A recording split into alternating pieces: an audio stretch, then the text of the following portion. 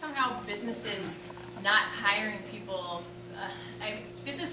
especially small businesses, they can only hire people if they can afford to.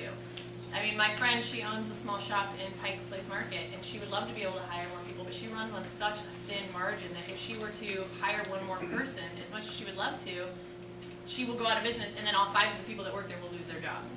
So, I mean, businesses hire when they can afford to. And I would also point to the massive perpetual unemployment in socialized nations or social democracies such as those in Europe. Their unemployment rate is consistently double digits, whereas it never goes below double digits. And as you said, we can get down to 4%. It's a utopian ideal that you will never have unemployment. In any system, you're going to have unemployment. And in capitalism, when things are going good, you can get it down to 4%, which you will never get it down to 4% in a place like Europe. Part of the reason why there has been such job loss right now is that it costs way too much to hire people. So another thing that we can do for employers so that they can hire people, especially all the small businesses that employ people, is to cut the cost of how much it costs to hire somebody. You've got so many payroll taxes and various other employment taxes that employers have to pay that they can't afford to hire more people. The availability of credit obviously is a problem for people. Again, my friend wants to expand her business, but credit is very hard to find right now. And it's ironic that the credit industry and the banking industry and the financial industry, again, is probably the most heavily regulated industry in this nation. So again, I would look at government for dropping the ball on these issues. It is the most regulated, and yet somehow they missed the boat on this one. We want to see employers keep more of their money so that they can hire more people. One other way you can do this is cutting capital gains taxes. When you raise capital gains taxes, you incentivize saving.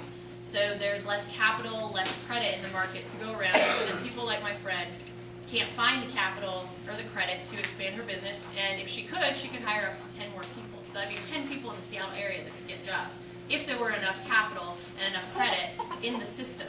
But when you have a high capital gains tax, everybody starts to save, because why would if they spend it, they're taxed on it, so they hoard it. Freedom, capitalistic freedom, has produced economic growth and jobs, and big government produces regulation, high taxes, and it makes the exact opposite happen. The biggest employment gains that have happened over this recession have been in the government. The government has added thousands and thousands and thousands of jobs. In the state of Washington, for every one government job lost, we have lost over 300 private sector jobs. That is unbelievable, and it is unacceptable. It is unacceptable that people in the private sector are losing their jobs like this, and that in the state employees, they lose one. And that to me is an unacceptable statistic. I would just argue that we have the best system in the world. We've got people trying to get in every single day, leaving socialist nations, because we do have a middle class here, and it's the middle class that does... I'm sorry, I don't know what America you live in, but I know we have a middle class. And to assert that we don't have a middle class is unproductive, because we do. And though they're hurting right now, the way to make it better, again, is to allow the middle class to keep more of their money, and to allow the people who invest in business to keep more of their own money. Thank you.